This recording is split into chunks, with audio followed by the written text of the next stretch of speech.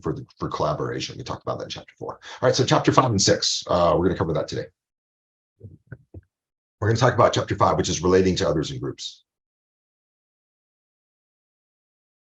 So I just need to set up my chat, but it blocks the screen. So one of the things I've been doing, by the way, is since I'm on Zoom all the time, I've been designing my PowerPoints where I leave maybe the right top or bottom corner open now, and I don't have anything, and I put the camera always there, the viewpoints. That way, you never have, like in the recordings, you can see everything without anything being blocked. And I think that's really, really helpful.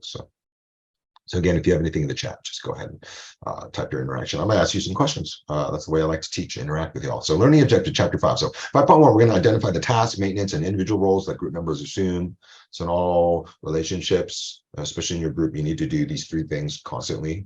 Number 2, 5.2, we'll identify several group norms. Kind of remember what's normal.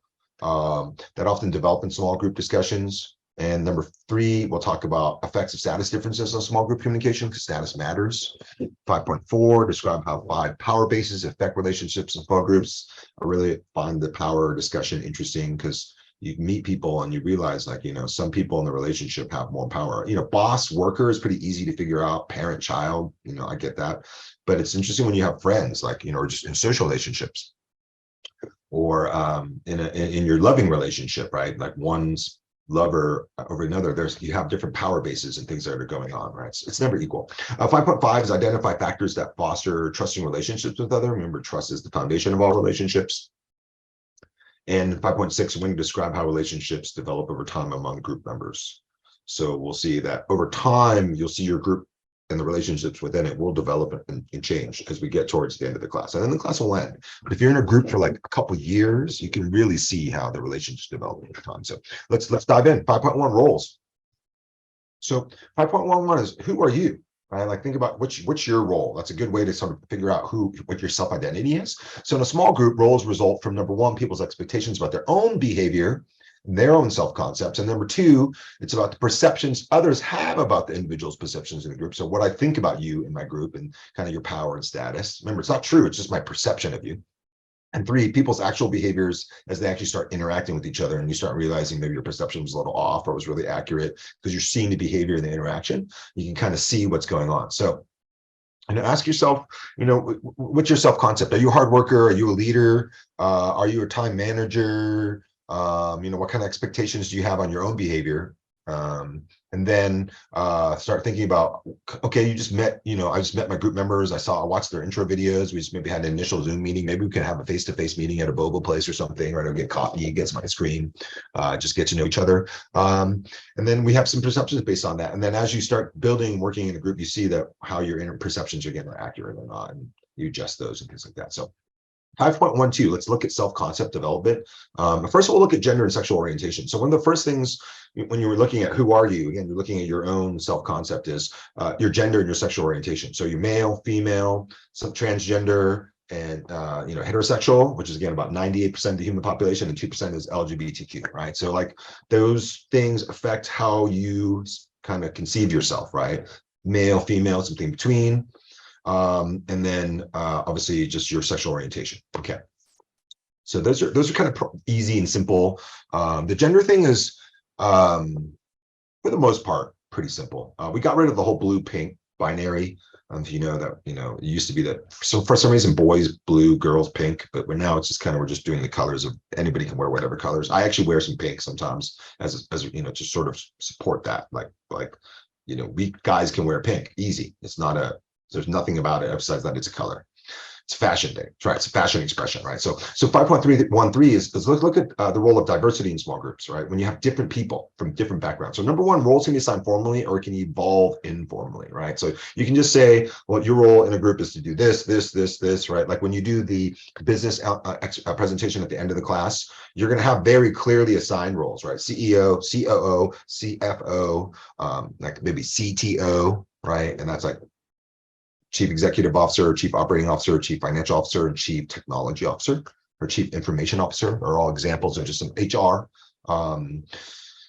Here's just examples of different roles that you need to have in a company. Those are going to be assigned formally, right? So it's not like you just go like everybody's all doing all of them. No. Your company will fail, right? So in the beginning, everybody needs to have assigned, clearly formally assigned roles. But in a group, you'll see that like it's different when you just have like, you know, your group's not a business, right? So that will actually, you'll see the evolution there. So to be most successful, groups and teams require a balance of team roles. So when a balance of roles exists within a team, the team will likely be successful. So you don't give just certain people all the hard roles, right? You got to balance it out, because the team does much more successful. And we'll talk about, remember we talked about the Navy SEALs and that they all have roles on the team, and they're on the SEAL team, but they also are cross-trained, because if one of them gets killed or incapacitated, right, or injured, then all the other SEALs can fill the role of the missing SEALs, right? And that's the idea, that you have this balance. Even though you have the strict role, you can fill other roles, and it's balanced out, because that way you're never, you know, you're just not giving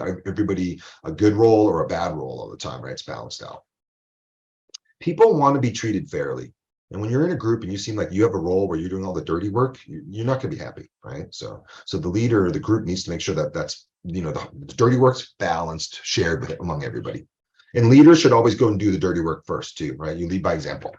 So 5.14, we'll talk about group task roles. This is page 63, 64 of the textbook, where you really know what the specific roles are to do task maintenance, to make sure the group stays on task and achieves its goals, you know, has deadlines and follows them. And then 5.15, we'll talk about group building and maintenance roles. And this is how you get to know each other, you support each other, you enjoy being around each other, you can do a little bit of humor, anything that, again, builds you. This is why groups like go ziplining together or river rafting together, because it bonds them as a group when you go through challenges and you see everybody, like, you know, and you help everybody overcome these challenges. And then the maintenance roles, again, are just, you know, like make sure everybody is happy, right? You maintain the relationship. Like if you have a relationship with a friend, maintaining means you need to occasionally call them, text them, see them in person, ask what, you know what's going on in their life, attend their social events when they invite you, and invite them to your social events, vice versa. And you know, because if you don't maintain that relationship, what happens? It's going to die, right? People just kind of go their separate ways. So maintaining a basic friendship relationship is about, you know, keeping in touch. And literally, you know, you think that touch doesn't actually mean you have to touch. It just means you have to have constant, some degree of contact, right? Okay, so 5.16, let's look at the individual roles. And these are on page 64, 65. And here you want to look at what you need to do as an individual in your group. And so figure out, is it an informal or formal role? Because a lack of clarity of roles is actually hurtful to the group, which is why I might actually start saying like, hey, you know, like here's some roles in our group that'll make us successful. So we need somebody, like, is anybody good with video editing? Because that's kind of a skill that not everybody always has. And then maybe is somebody really, really especially good at Google Slides or PowerPoint, right? Or, you know, who's got the IT skills?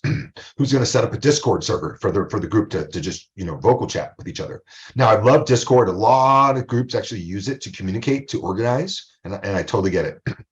But I can't see or hear any of that.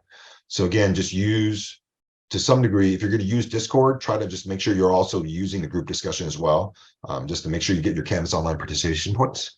And then I can generally see what the group is doing if I need to double check things, especially if there's problems in the group or conflicts in the group. So, and then keep the roles dynamic, which means you can always change and adapt, right? A lot of people get comfortable. They're like, this is my job. I'm just going to do this, nothing else, not worry about anything else. And they just want to stay in that little niche. But you know, a lot of times roles, you have to be able to change. Dynamic means you're always changing, right? And then static means never changing. And so you have like static electricity, the current never changes, it shocks you. I don't know exactly that much about electricity to explain it that way, but dynamic just means it will always be changing. Okay, so then you have maintenance and task roles that are necessary. We talked about this earlier, right? How there's maintenance and task roles where we want to make sure that the group's on task, and individuals on task, and you also want to make sure you're maintaining these individual relationships by just reaching out. You know, don't pressure, judge, criticize, be supportive, right? Ask people if they're doing their work, if they need help, things of that nature. Okay. All right. So 5.2. Let's talk about norms. What are they? Well, norms are rules or standards that determine appropriate and inappropriate behavior in a group. Like, you know, parallel, what's normal?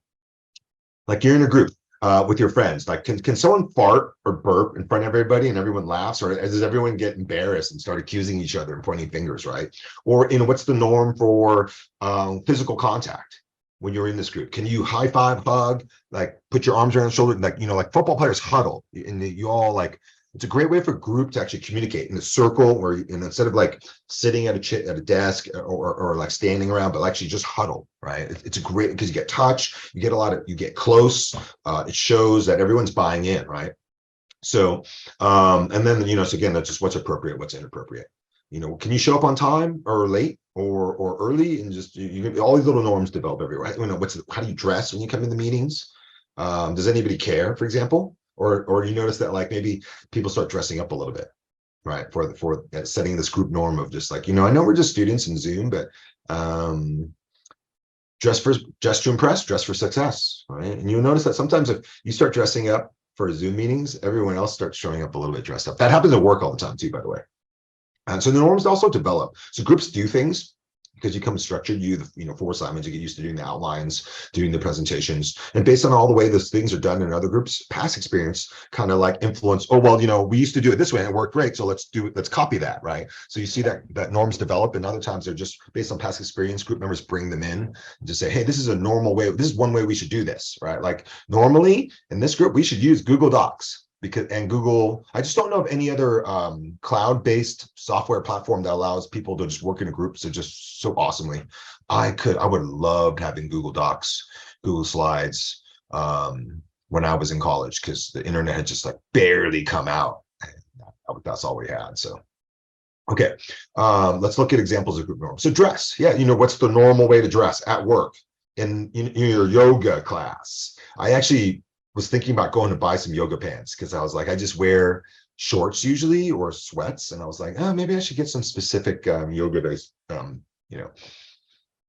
clothing. So and then you go to the yoga class, you kind of see what's normal for other people, and then that makes maybe pressures you to even fit in more, conform more, and get like yoga clothes to fit in with everybody else in the yoga class. Language, what again, can you swear? What's appropriate, what's inappropriate? Can you use a little bit of slang? Humor, what kind of humor can you use? What share? You don't want to offend anybody. You can get, you don't want to tell like a racist or sexist joke or misogynist joke or something like that. Be careful with that. So, but humor is great because it's important for maintenance roles. It makes people like the group, right? When there's funny stuff going on. So I would share a meme in the group discussion. Just say, hey, I saw this funny meme about group work. Here you go. And just because everyone when you get people to laugh and you're sharing things, you're cooperating, right? That's so look in your group discussion. See, has anybody done that? Just shared something that was funny, right? A quote about group work or something like that. Okay, and then there's also norms of time, right? Punctuality, like how are we on time? Can we be a little bit late? Is everyone early? In a lot of groups, you'll be expected to always be early to the meeting, right? And if you're the last one in, everyone looks at you like, right? Including the leader of the group sometimes, right? So just, you never want to be last, right? So everyone's always trying to show up first. Is it first name or last name, or how do we address the leader, right? Like, how do you address Professor Lee or Peter or Mr. Lee or Professor Lee or Professor Peter, right? And you need to figure that out. What's the normal? And by the way, to tell you that is, you can call me whatever you want. Right? As long as I understand you're basically communicating with me, I will do my best to address you. So I think respectfully or whatever, you can always just say Professor Lee, or just, you can call me Peter though. I have no problem with that. We're on a first name basis in this class, right? I call you all sometimes by your first names. I actually will start calling you by your last names too. Pretty soon. So, okay. And then, especially when we got a couple, like in one of my classes, I got 3 Nathans. So I was like, every time I said Nathan, it was like, okay, I gotta start saying, Mr. Van or Mr. Dean or Mr. something with a T, like Thompson. Okay. So, and then also the last examples of norms in your small group daily life might be like, what's the normal level of respect? What's the normal level of patience? All right, with people, things around you. And then like, what about road rage? Is anybody here, is it normal for you when you're driving down the road for you to road rage, or the people who drive road rage, or your mom or dad road rages a little bit, right? Just talk, get the fuck out of the way. So honks their horn a lot, right?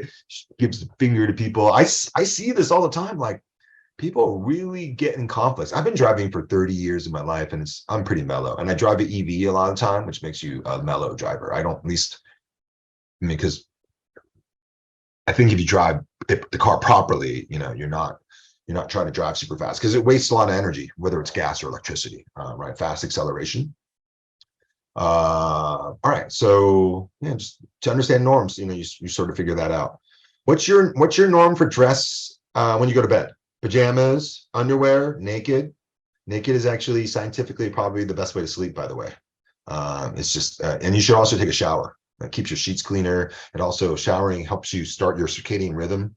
This sort of, because when you sleep, your body core temperature drops quite a bit, which is why you probably want to sleep somewhere in like this 67, 68 degrees is actually nice and cold is good for you. And anyhow, that's the whole science of sleep. It's pretty interesting. And I learned most of that from speeches in the various classes, by the way. So what's your breakfast norm? Right, like wake up, brush your teeth, shower, shave, or and then you have coffee and breakfast, or then you check your messages, check your phone. A lot of people check their phone as soon as they wake up, right? So, okay, so I have a picture here of Mount Everest.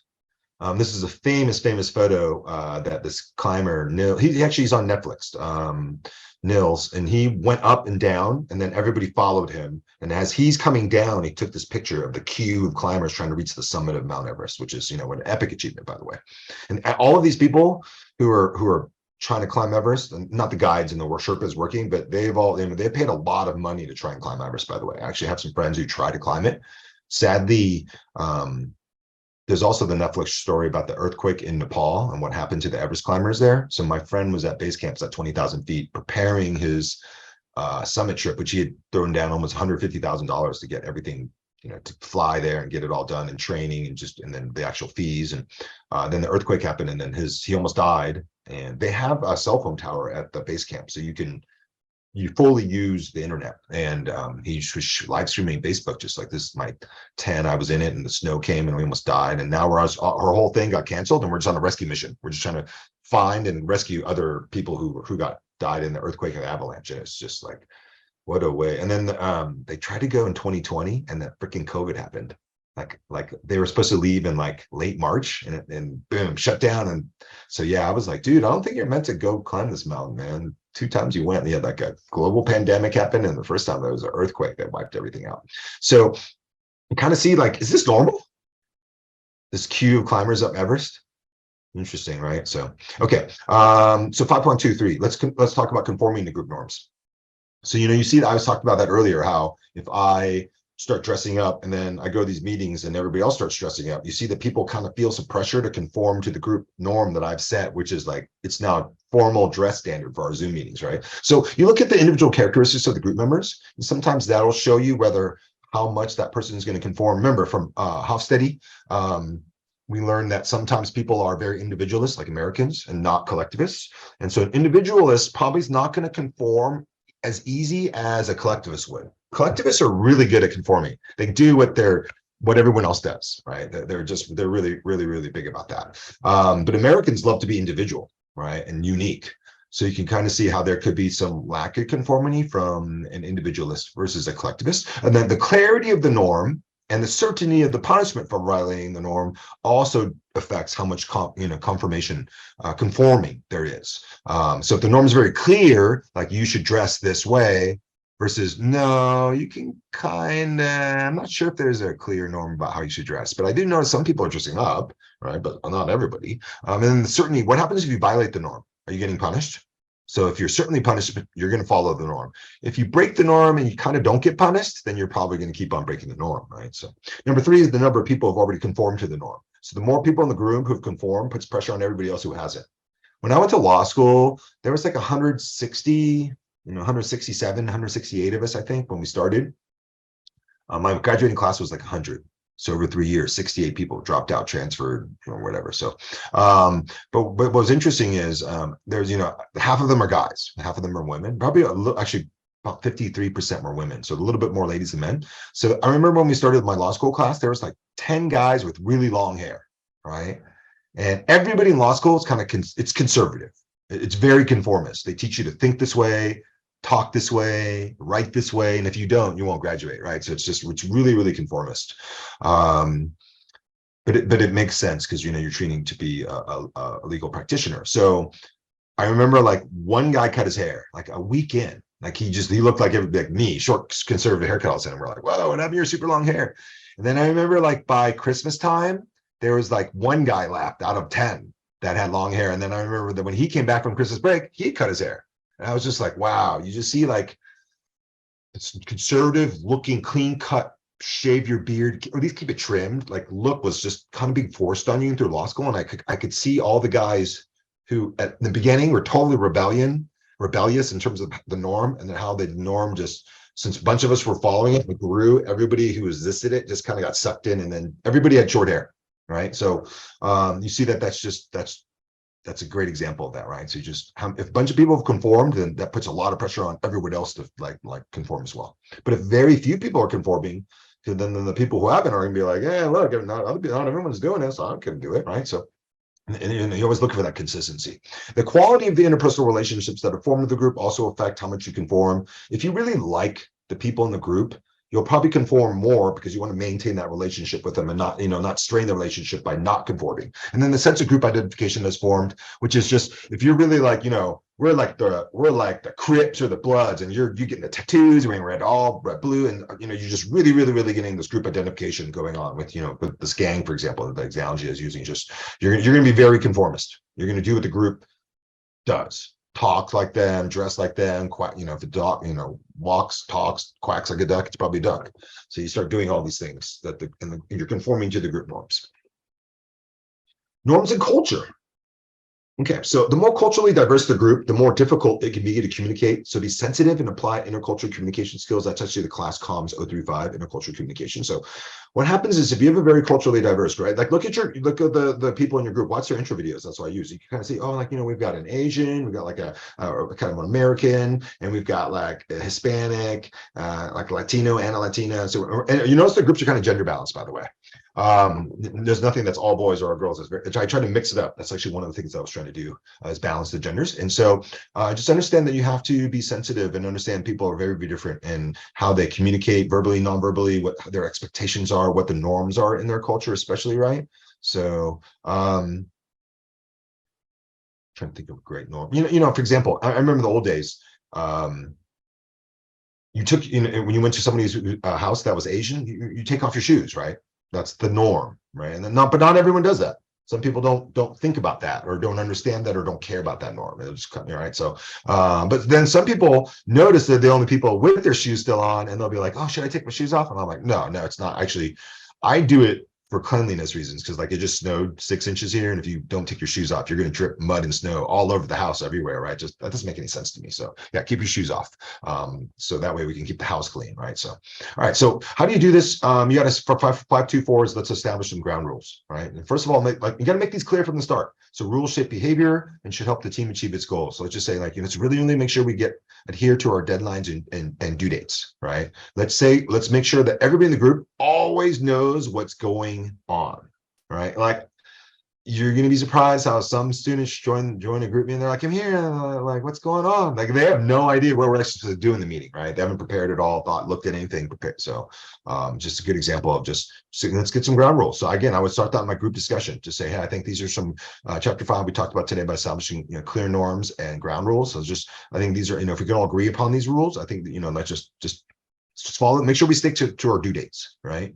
Okay, and make sure we ask for help too. Let's communicate. That's the most important thing about a group, that everyone communicates. Let everyone know what's going on, right? How we're doing. I could use some help with this. I don't really understand how to do this part.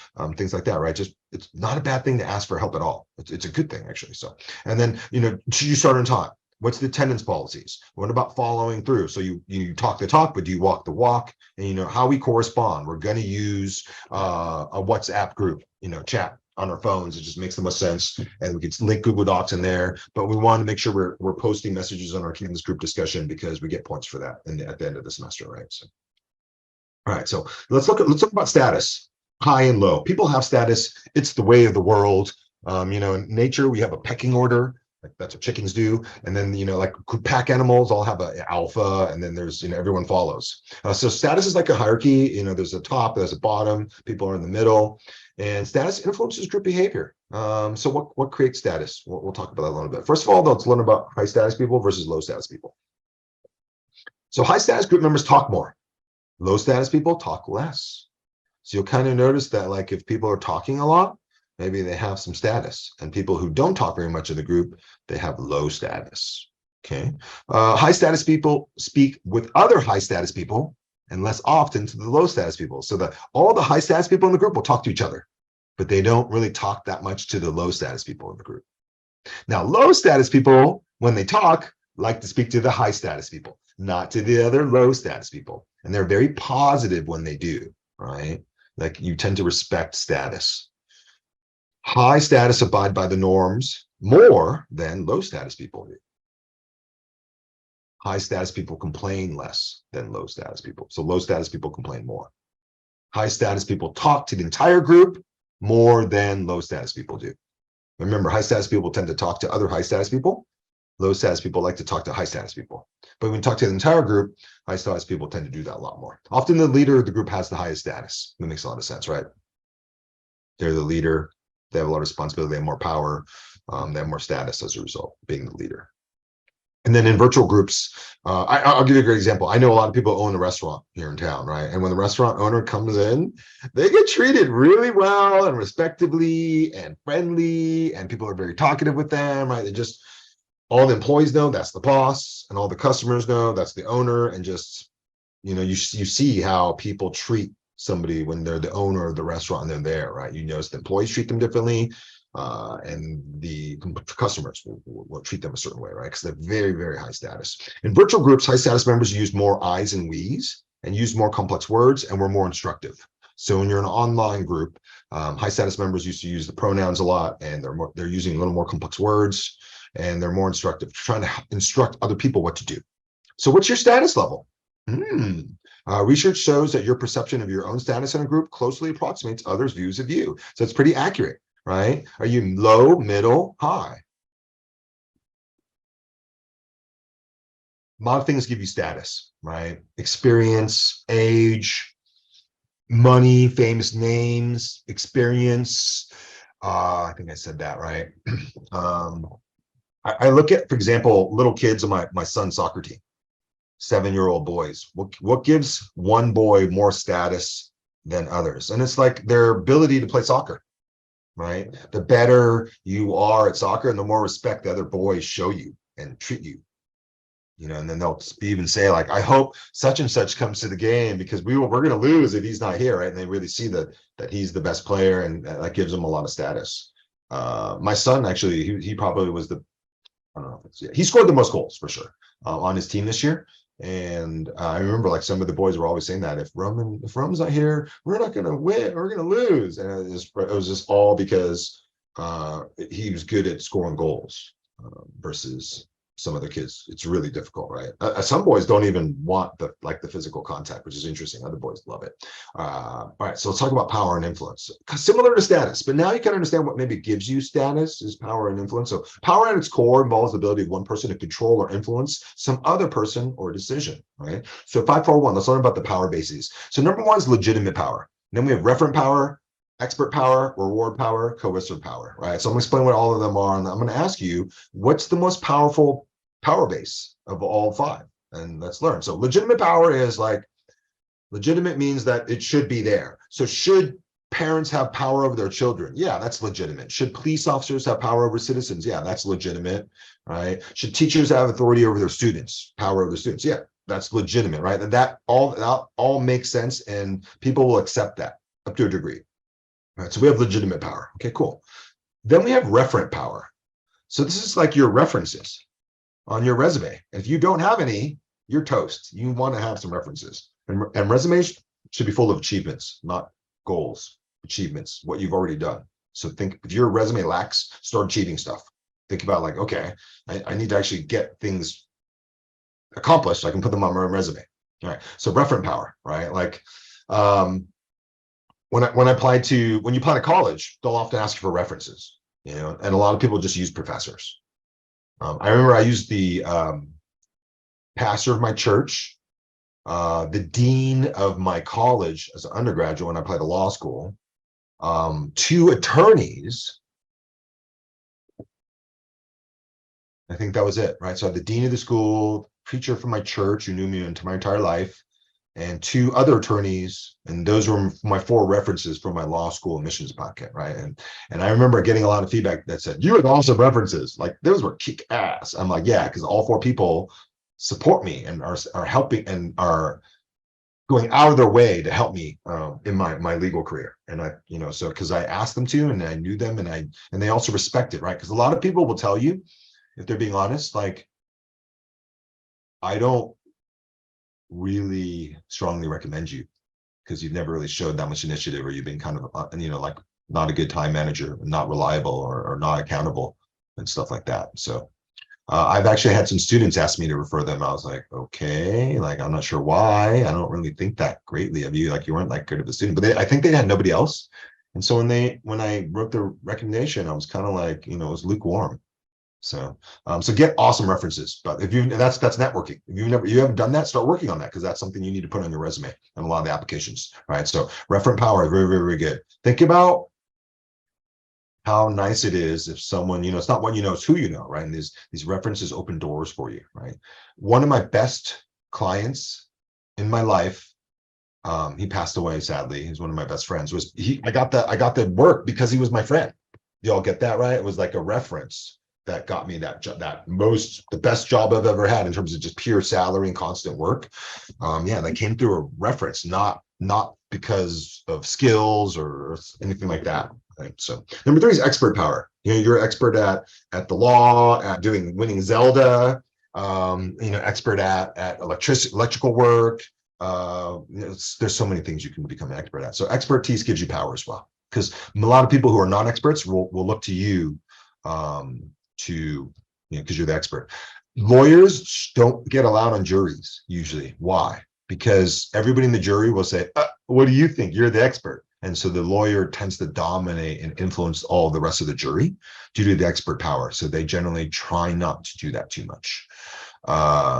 Sometimes they need jurors though. So I'm in El Dorado County, and I've been called to jury duty, I think twice already in just like a year and a half. We only have, like 50,000 people living in this county. So it's pretty common that you'll probably get called for jury duty. Reward power. This is where, I offer you money, a carrot, for the donkey. You give carrots or sticks, and that's coercive power. So reward power. What do you think about reward power? Does it work? I'll give you an example. Like reward power, you do a lot as a parent. You offer your children rewards if they do this, do that, do their chores. And what I've noticed over time is that the rewards are in the beginning influential, but after 2 or 3 times, they totally lose their appeal. They're like, I don't need any more chocolate. I don't want any more ice cream. So reward power is very, very common. It's the carrot in the donkey versus the stick in the donkey metaphor. And okay, it works, but it's not, it loses its appeal. And then coercive power is threats and punishment. That's the stick. Right? If the donkey moves to get the carrot, I can reward it. If it doesn't move, I'll beat it. And that's coercion, right? Coercion is threats of violence and punishments. Police officers have coercive power because they can shoot you, they can arrest you, put you in cuffs, so detain you. So that's that. So, okay. So does anybody want to guess what is the most powerful power base of the 5? Do you think it's legitimate, referent, expert, reward, or coercion, or coercive power? The answer is referent. So make sure you get those references going. Use references to open doors. Don't try to use hard work and hustle. That doesn't work very often. Once you get the job, I think hard work and hustle is great, but I don't think hard work and hustle necessarily get you jobs. I think it's really, really referent power. Know people in the world. Okay. 542. Let's talk about the effects of power on the group. Power struggles are bad. Cause conflict, cause drama, split the team or the group. Domination by the powerful can occur, by the way, when you have a very powerful person in the group that they can dominate the group. And that's not good for everybody. Group members with less power speak less. Okay, so you also saw that low status people tend to speak less. So low power people also speak less. Group members can lose power. If you're greedy, selfish, you offend people in the group, they can take the power away from you, right? They can recall you as the leader. They can, vote in a new leader. They can fire you. And then autocratic leadership is also bad. So auto means self. So autocratics are people who like are dictators. They tend to have a lot of power in just one person. And so that most of the research says autocratic leadership doesn't work unless you have a bunch of zombie followers, right? They're mindless and just follow the leader, no problem. But you see that most people, I don't think you really want the whole, history proves that having a king or a queen that has all the power as an autocrat doesn't necessarily lead to advancement in society, nor is it fair or equitable. And usually had a bunch of slaves or peasants and serfs, right?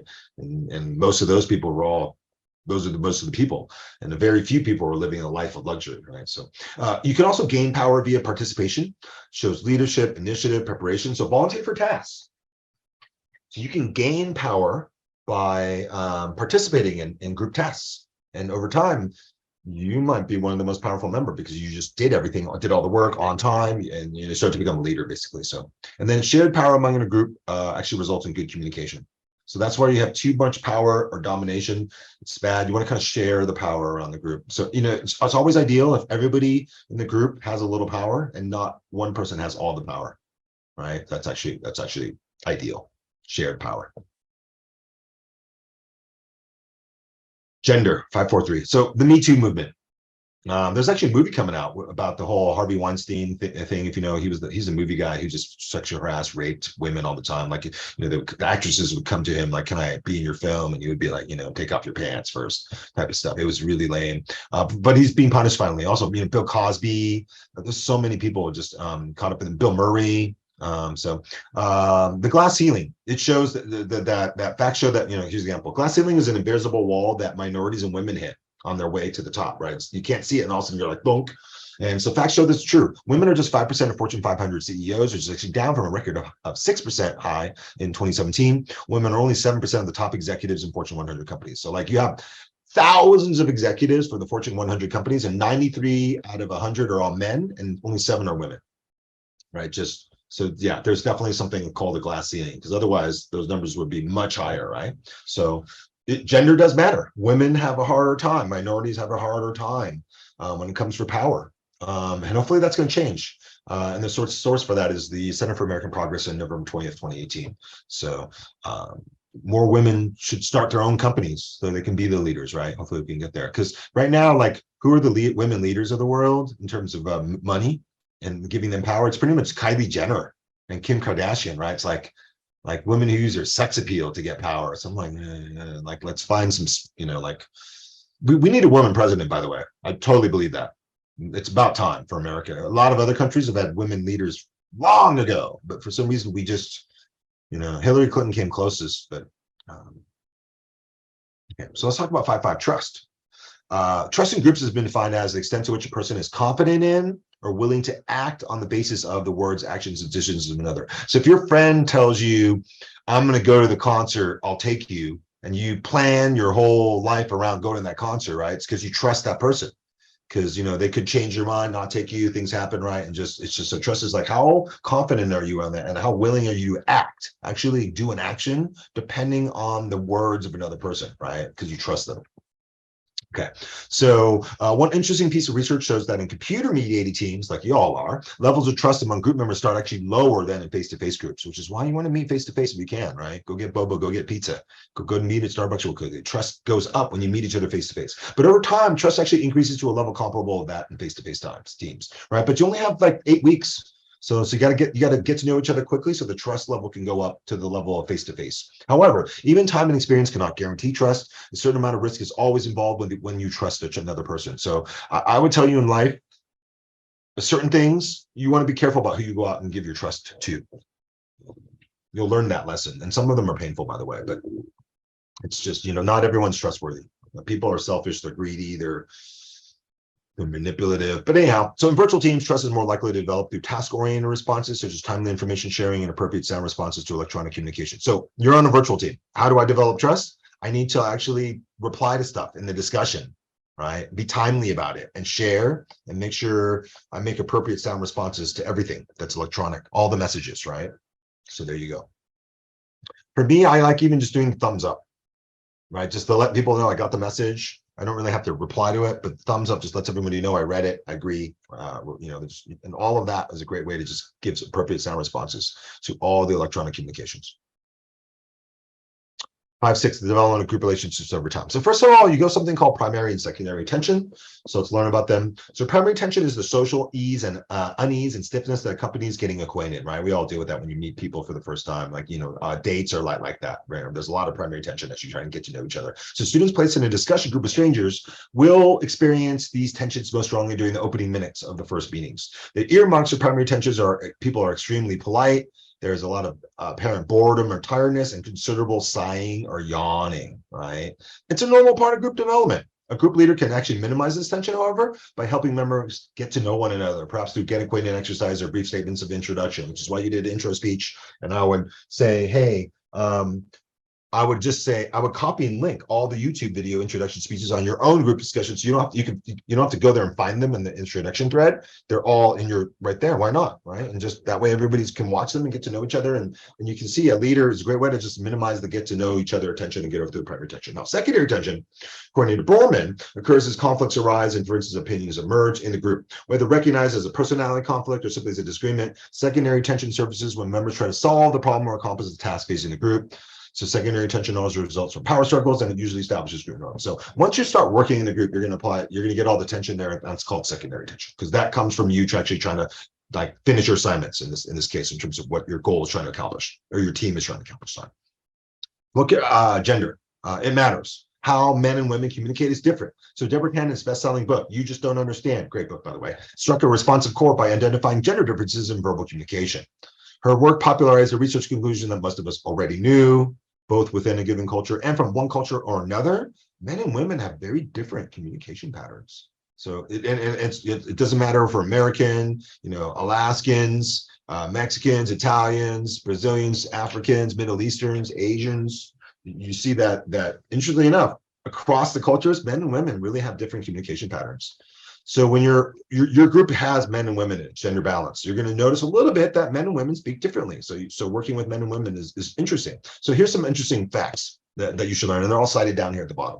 So first of all, people of both sexes actually tend to move closer to women than to men. Men are homophobic. We want to keep our distance from them.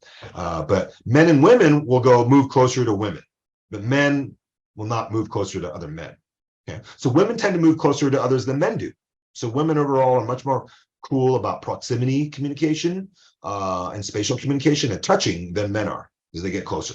Men tend to maintain less eye contact with others than women do. So women make better eye contact than men in a group. Okay. Women seem to use more expressive facial expressions than men do. Okay. So women are more non-verbally expressive, especially on their face, than men. Men tend to use more gestures than women do. That's interesting. We like to take up space because we're men. We don't want to be close to another man either. So we gesture the way we take up a lot of space. Taking up space is a power statement, by the way.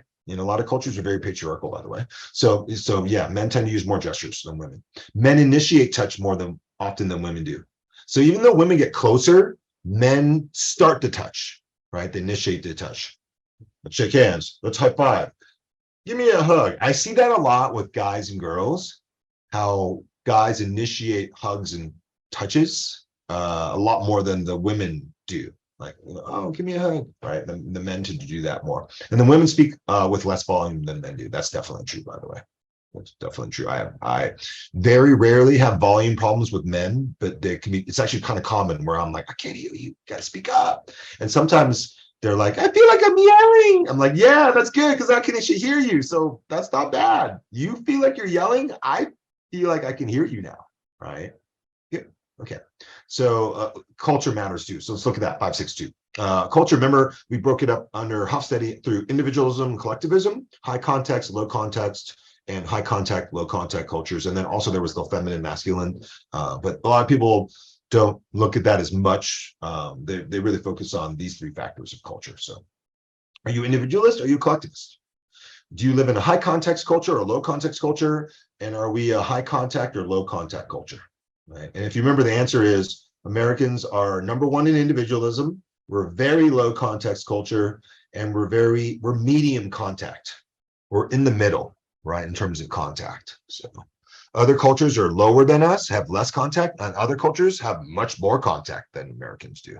So 563, let's learn about conversational style. So conversational norms vary by culture. Remember, culture isn't just your tribe, race, or nation. It could be just, I'm a motorcycle group guy, I'm a PC guy, I'm an Android guy, I'm an Apple person, right? You belong to all these different cultures, right? So if not understood, these differences can actually cause misunderstanding, anxiety, and group conflict. So understand what's the normal way to communicate and conversate according to the various cultures, right? Like how close should you be? How much touch is appropriate? What kind of language it fits in? How should you dress? In Western cultures, control is exerted through speaking. In Eastern cultures, control is expressed through silence and the outward show of reticence. So totally opposite. So silence is power in the Eastern culture, but in Western culture, speaking is power, or speaking is control. So you see that people are very different when you mix Western and Eastern schools of thought in terms of communication. Hispanic cultures often begin conversations with inquiries about one's family, even with casual acquaintances or in a business meeting. Many North Americans view family matters as too personal to be discussed casually. That's, you don't mix business and pleasure. In other places, you always mix business and pleasure. They're the same thing, right? And so those are some interesting norms that occur. I like to share my family. I think it's important about who you are, but I do that in not in the legal world as much as I do it in teaching, all right? Because it relates to a lot of examples and the things that I talk about. But yeah, in more professional business stuff, I don't bring up the kids or stuff very much at all. It's much different, right? So, okay, time. Some people are monochronic. Chron means time, by the way, CHRON, which relates to the Greek titan chronos. So some people are monochronic and other people are polychronic. Remember, mono means one, poly means many. So monochronic people are most comfortable doing only one thing at a time. They like to concentrate on the job at hand. They're more serious. They're sensitive to deadlines and schedules. They like to plan how to use their time. That's totally me, by the way. And they stress the importance of starting and ending meetings on time. Other people are polychronic. Such individuals can do many things at once. They're less influenced by deadlines and schedules. They feel that relationships are more important than producing volumes of work. They frequently change plans. They're less concerned about punctuality than are monochronic individuals. Okay. The use of time and expectations about time can cause conflict and frustration if group members have widely differing perspectives. Time use and expectations vary from culture to culture. That's why in your ground rules for the group, I would talk about, hey, let's be punctual. Let's deadlines matter. We have only 6.5 weeks left, or 7 weeks left, I think, and to get all these assignments done. So yeah, okay. People from the United States and Northern Europe tend to be more monochronic, and attention to deadlines, punctuality important. Latin Americans, Southern Europeans, Middle Easterns are often more polychronic. They give less attention to deadlines and tables. And page 77, table 5.1 gives you a little table of all the people around the world and whether they're more maybe monochronic or polychronic, right? But as Americans, we tend to be pretty monochronic. Time is money. Chapter 6. Let's talk about improving group climate. So we're in a group.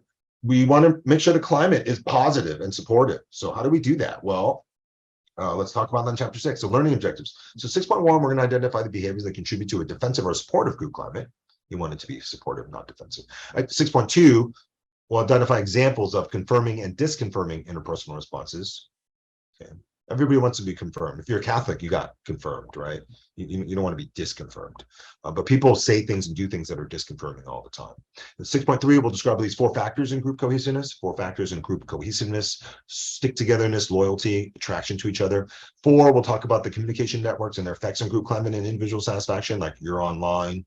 And 6.5, discuss group size and its relation to group climate. We just discussed earlier, the best group is the smallest group necessary, but still can achieve the task. So remember, big groups become burdensome and cumbersome and get full of social loafers. And 6.6 will describe the relationship between group climate and productivity. That a supportive group climate creates productivity, and a defensive group climate limits or hinders productivity. So let's talk about creating a positive communication climate. So group climate is roughly analogous to geographic climate. A variety of factors interact to create a group feeling or atmosphere. How group members communicate, with whom they communicate, and how often they communicate influence their satisfaction as well as their productivity. So students who don't communicate with the group much, it's pretty much saying, yeah, I don't really want to be in the group that much, right? And that does not help the group succeed at all. It just makes the group's job difficult. Right? So 6.1, let's learn about defensive and supportive climates. So when group members behave, do they contribute to a defensive or supportive group climate? And we'll learn about in 6.1.1, 6.1.2, 6.1.3, evaluation versus description, control versus problem orientation, strategy versus spontaneity, and how one or the other is defensive or supportive. Right, so we got also neutrality versus empathy, superiority versus equality, and certainty versus provisionalism, which is defensive, dogmatic versus flexible and exclusion oriented. So I've got the little chart here to help us understand that. So if you're describing something, you focus on what and how, it's supportive climate. But if you evaluate, blame, find fault, ask why did this happen, it creates a defensive climate, right? Problem orientation, which is task focused, each member does his or her part, that's a supportive climate. Control leads to defensive climates because it's manipulation of others to do my work, right? People are interested in control, being at the puppet master, other people don't want to be puppets, that leads to defensive climate. Spontaneity is supportive. Spontaneity is being open, it's about disclosing, sharing things about yourself. Strategy is withholding information. People are cautious because they're trying to win they have some ulterior motives. That causes defensiveness. Empathy, support, neutrality is defensive, right? You ask me for help, I'm like very impersonal, whatever attitude, I'm neutral, right? I should take your side. If I don't, and I say I'm going to remain neutral, that's very defensive. Supportive people show empathy. Equality, there's little status differences. We say we, us, our a lot. Superiority people cause defensive climate. They're always looking at a kind of us versus them competition, even within their own group of the team.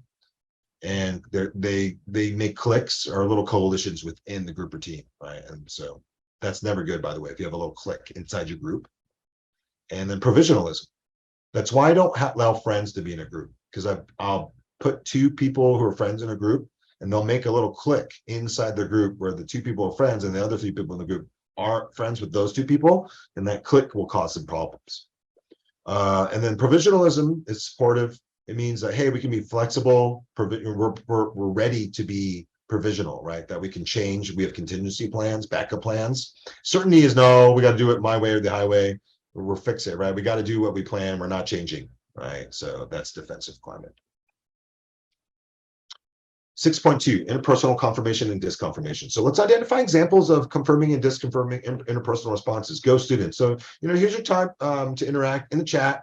What are things that people do or say to you that are like helpful, supportive, make you feel good, build your confidence and self-esteem? And then what are things that people do to you that are disconfirming, right? So has anybody ever been kind of ignored? You're in a group, you're trying to talk, and kind of some people ignore you, don't listen to you, interrupt you, or just continue what they're saying and don't let you kind of get your 2 cents worth in. Yeah, that's very disconfirming, right?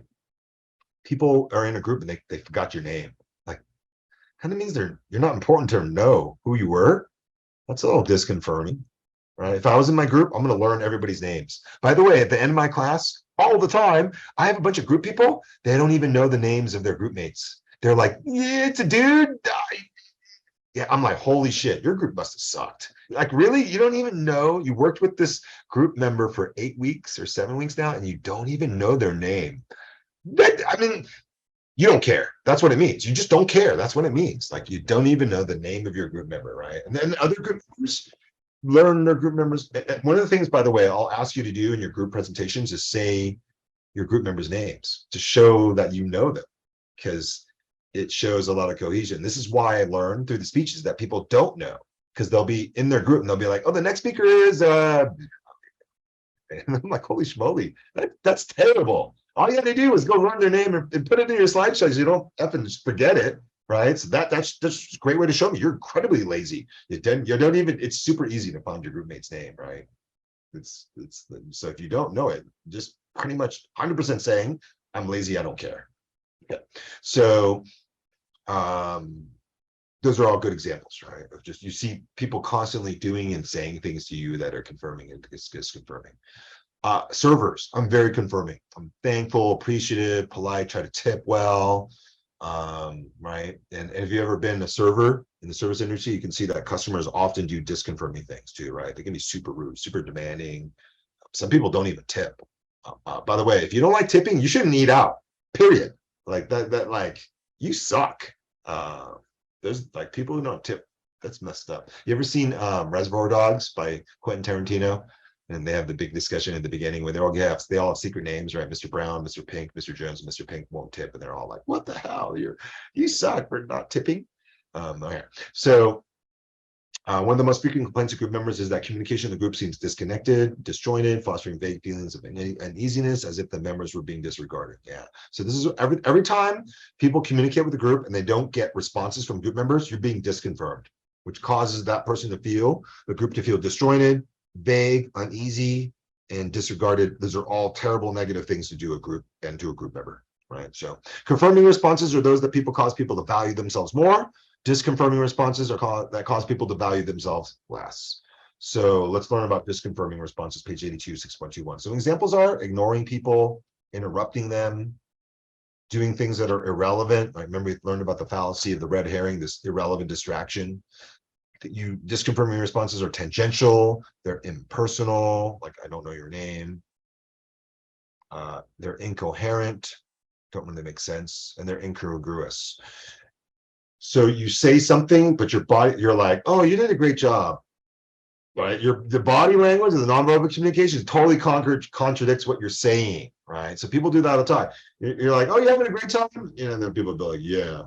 I'm just like, okay, you said something confirming, but your body language is totally disconfirming, right? Because actions speak louder than words, right? So 602, confirming responses, page 83, direct acknowledgement.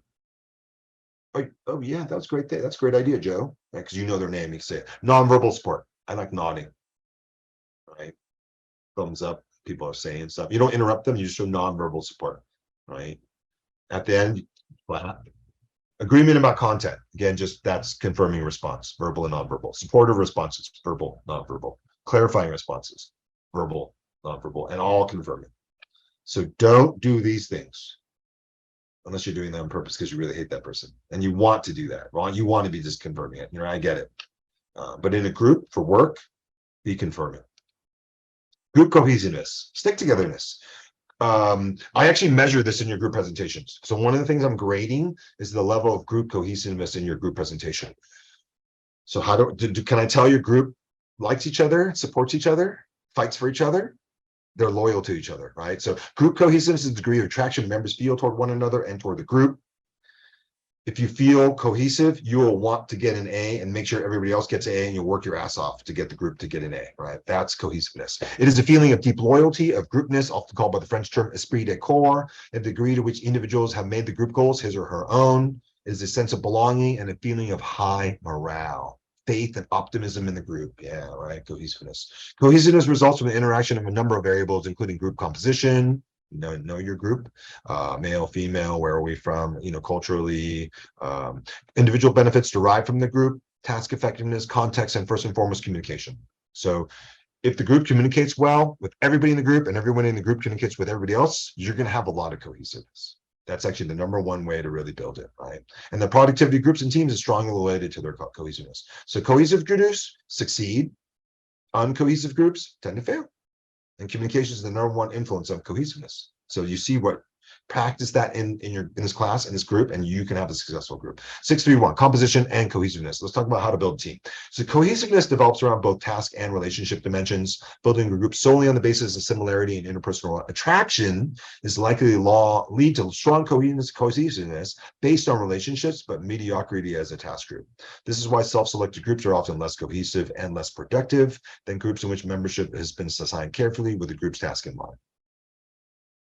So that's why I form the groups, because I know what the group's task is, and I carefully assign the group membership to each other. If you chose your own groups, they would be less cohesive and less productive.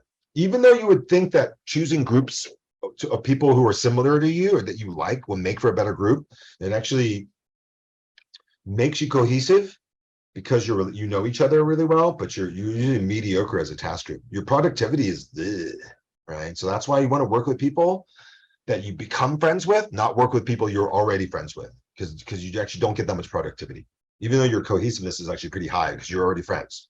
So such diversity can actually be a source of strength because of the multiple perspectives it brings to problem solving, as long as the work group can work together to minimize misunderstandings that can derive from that diversity. Because remember, diversity is challenging, but once overcome, leads to more productivity than homogeneous groups do. So contradictory findings have often been called the double-edged sword of diversity, that group diversity can either be positive or negative or both. But the costs and benefits of diversity depend very much on the context, the type of diversity, the nature of the task, the group's history, and its leadership. So diversity is both good and bad. Depends on what your group's really trying to achieve, whether you want a more diverse group or maybe more homogeneous, cohesive group. But overall, diversity is a strength, right? So that's why you want to have different genders, different cultures, different tribes, different nationalities, all mixed in together. Because initially it's hard to overcome that because everyone's a little bit different, but once you actually get going, you can make for a really awesome, successful group. Diversity becomes a strength instead of a challenge. 632, let's learn about the individual benefits and cohesiveness. So groups must offer rewards and benefits to members or they lose commitment and cohesiveness. So yeah, so what, if you want your group members to be cohesive individually, they got to be benefiting from the group, right? This goes back to the social rewards theory that if groups are costly and bad, people leave the group or lose commitment. But if the group is beneficial, they get things positive from the group, they're going to be more committed and more cohesive with the group, right? So make sure everybody in your group feels like they're benefiting from this. And the most important benefit is usually you get a grade from this class and you pass, you get transferable credits for college, right? But you'd be surprised that some people don't give a damn about that at all. Maybe they're going to college because their mom and dad yelled at them, like, get a job or go to school. You can't just be lazy, right? It's interesting why people are here. And you want to flush that out because you can figure out who's here to actually achieve and succeed. Because if not everybody's like that, then you're going to see that's going to cause problems for your group because those people don't work hard. 683, task effectiveness and cohesiveness. So remember, we're talking about mutuality of concern before. MOC is my acronym for that. And that actually leads to cohesiveness. Get everyone mutually concerned about the grades, the assignments, doing the tasks on time and doing them well, right? Some people, their goal is not to do the task well, just to do it. I get some people, right? That's they're trying to pass. They're not really trying to get like as much as they can from the course. 64, let's talk about communication and cohesiveness. So through communication, individual needs are met, tasks are accomplished. In other words, communication networks and messages that flow through them ultimately determine the attractiveness of the group for its members. So you look at all the messages and because they're digital, because you're all are virtual groups, you can kind of look at them and see whether people believe in the group or not. The way the communication, how much it's responded to, how much time it takes, and then also just how much communication there is. So at the end of the class, I'll look at some of the group discussions. There'll be 30 posts for the entire semester. The other three groups that really did well, there'll be like 190. And you can just see this group communicated a lot, this group didn't. And you can kind of see the groups that communicated a lot got really good grades. The groups that communicated poorly or just didn't, their grades kind of were lower. And so you can just kind of see that, and it reflects the cohesiveness. So communication plays a role in creating symbolic convergence, through which a cohesive group identity evolves. Remember, we talked about this in chapter 2, Ernest Bornemann, the fantasy themes. So according to symbolic convergence theory, the group develops a unique identity through the sharing of fantasies or stories. So you're feeling cohesiveness likely to increase as group members share stories, and other group members respond to those stories. So fantasy chain occurs when the story leads to another, which creates a bond among the group members and revelation of common fantasies. So you all get to know each other, you'll start sharing stories with each other about group work, funny things that happen. You notice that I share a lot of stories in my lecture, in my communication classes, right? And a lot of that leads to building, you sharing other stories, and these stories build on each other, and that causes a fantasy chain that causes an identity for the group in the class, right? And if you really like the class at the end of the semester, you'll say, oh, I really enjoyed Professor Lee's COMS 045 class, small group communication. I really started to enjoy the group members. We're actually I'm friends with some of the people I worked with in this class, so that after the class is over, we're going to continue maintaining our relationship, right? And maybe even build it even more.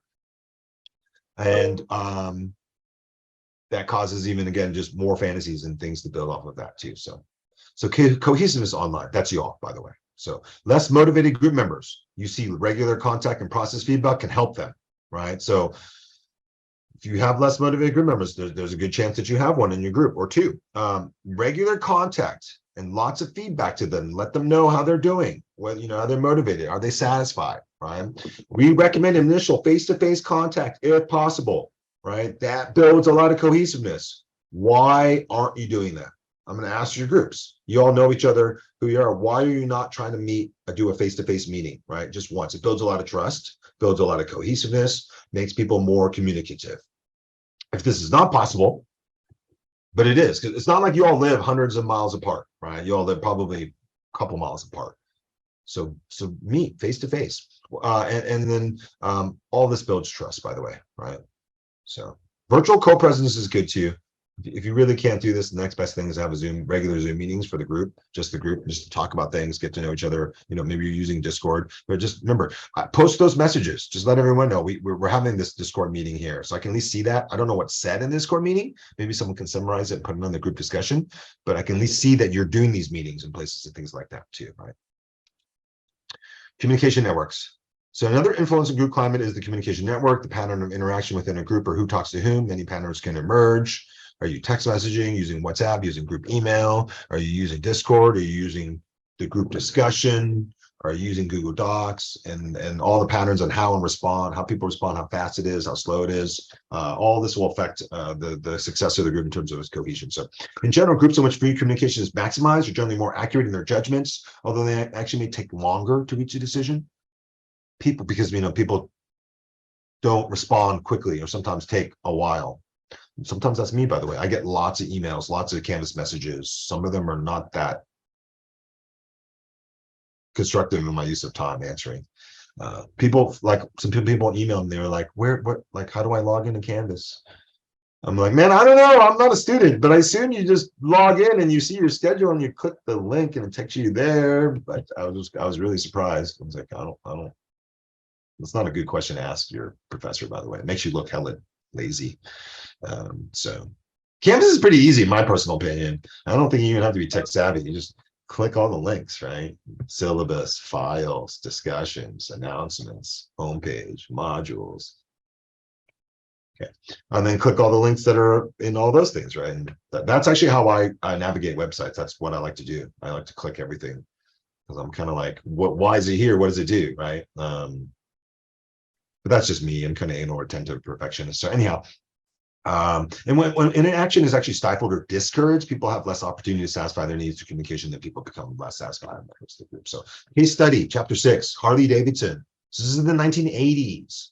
The Harley Davidson Motor Company experienced a widely celebrated turnaround that was achieved largely by replacing a command and control culture with a new culture that involved assembly employees making important decisions in their work teams. Right. So Harley Davidson is a motorcycle company, really, really famous. Especially when the Hells Angels said we're going to ride Harleys, but their company had a real problem in the early 80s because they had a command and control culture where the boss told everybody what to do, right? And then the employees didn't do anything unless the boss said do this or do that, right? So because they were failing, they were like, let's change this to where assembly employees, like the lowest people in the totem pole, they actually get to make important decisions in their work teams.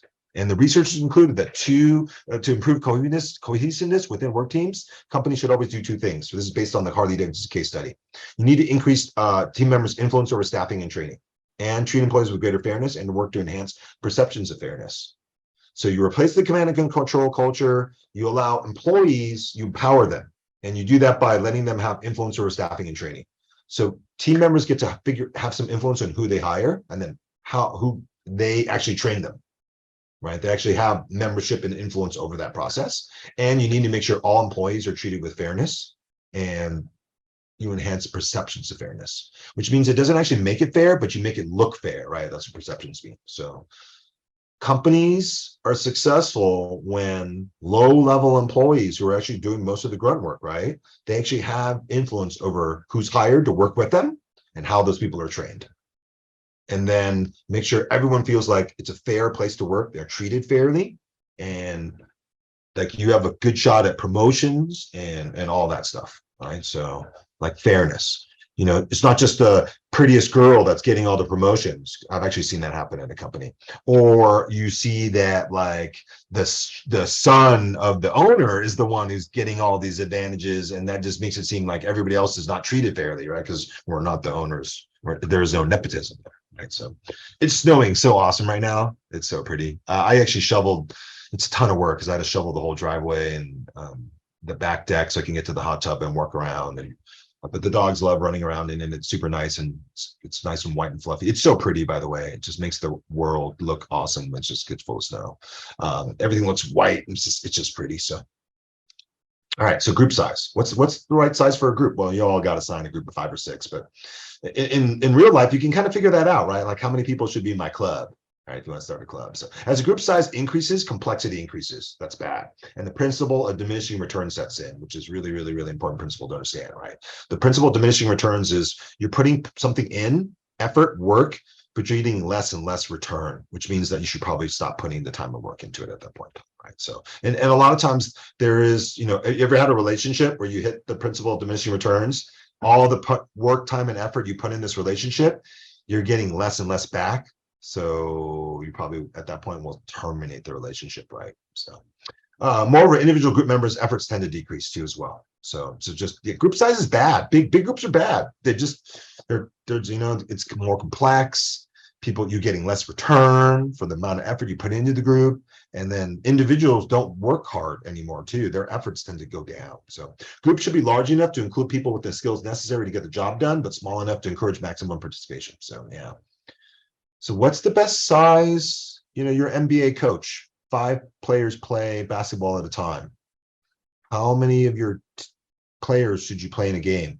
And you'll see that a lot of people will do like 8 to 10, right? Get to play.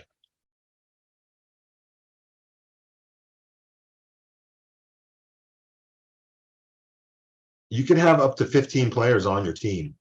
Right, does everybody see that? So if 10 play, it means 5 never play in the game. That's, you know, playing time is one of the biggest problems that people have and get frustrated with the group or team. So that's just, you know, you're gonna have to manage that. It's like because you realize like, okay, I'm for example, I'm starting a co-ed soccer team, right? And then got to recruit players, and I was like, we can't have too many, because if we have too many people, a bunch of them will never get to play, and then they'll be unhappy, right? So we need enough to always have enough to play, but we don't want too many, right? Because it causes stress and conflict. And so figuring out how many people to have, because it's 6 against 6, 5 players and a goalie, right? So we need 6 players every game. You have to have at least 2 ladies on the floor at all too. So 2 out of the 6 have to be female, right? Or more. That's what's one of the co-ed rules, right? So it's just I need a certain number of ladies and a certain number of guys on my team, and then I have to figure out what the right number is, right? So that people are happy, and there's not too many, but not enough. For face-to-face contact groups, a smaller group is often better in terms of cohesiveness and productivity. In virtual groups and teams, size appears to be less of a factor in this regard, so that's good. So you don't have the problems with group size, like too many people in a group, when you're on a virtual group as opposed to a face-to-face group, right? So cool. 6.6, group climate and productivity. So many variables affect group climate: defensive behavior, confirming, disconfirming responses, group cohesiveness, and group size. We covered all of these earlier in chapter 6. So when communication is free and open, when everyone participates, people tend to feel more attraction toward the group and consequently receive more personal satisfaction. Another reason for developing and maintaining a positive group climate is that climate affects productivity.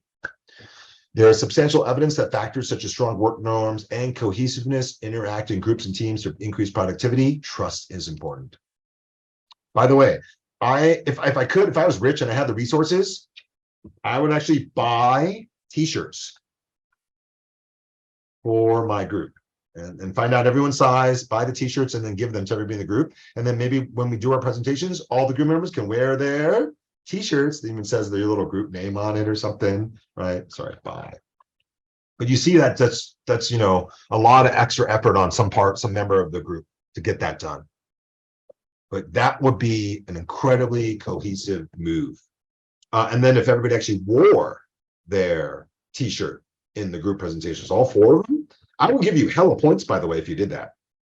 if you had like a team uniform and everybody used it throughout the presentation. By the way, that could also be, let's dress formally, right? Just everybody for all 4 group presentations, when we speak, let's all dress up and wear business attire. I will notice that will bump up your grade. It also shows a lot of cohesion because you actually coordinated and communicated at the group and made that happen.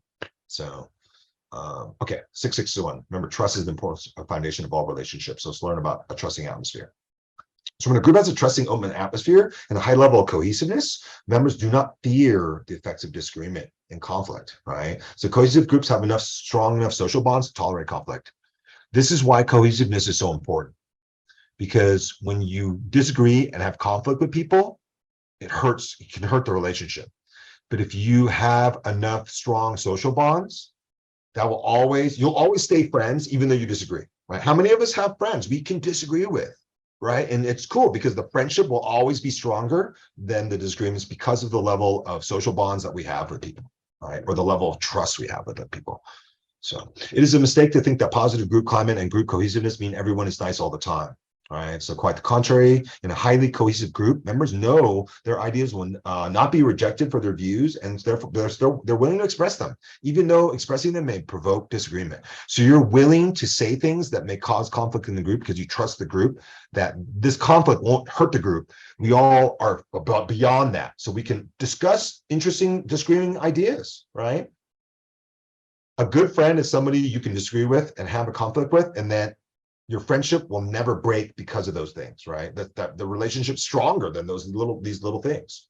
So personal commitment to the group, personal dependence on the group power over individuals within the group come together in a positive group climate. The result of that, cohesive groups work harder than groups with little cohesiveness, regardless of outside supervision. I had a group member pre-pandemic. She lived in Morgan Hill. She told the group and me, like, God, I take the bus and it's like an hour and a half to come to EVC. And then I take the hour and a half bus back, and I don't have time to do some of the group work on campus to meet y'all because I got to do this.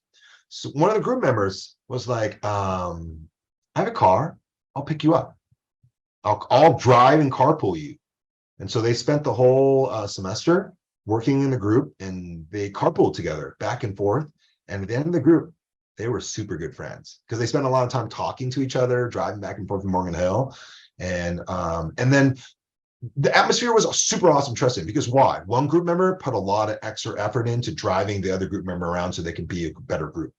And just all that time, the gas money, just, you know, it was just, think about how much trust that builds, that somebody's willing to do that to you, help you succeed in this group, right? So just, again, do things that just build trust and build cohesiveness. But that's up to you. You know, it's only a 7-week class, I get it. But if you really want to get a lot out of this class, you start doing this because you'll see that they work. And then when you do groups in the future, it'll be kind of natural for you to just do all these things that build cohesion, build trust, that you're willing to go extra effort to help the group succeed, right? Chapter 7, we're done.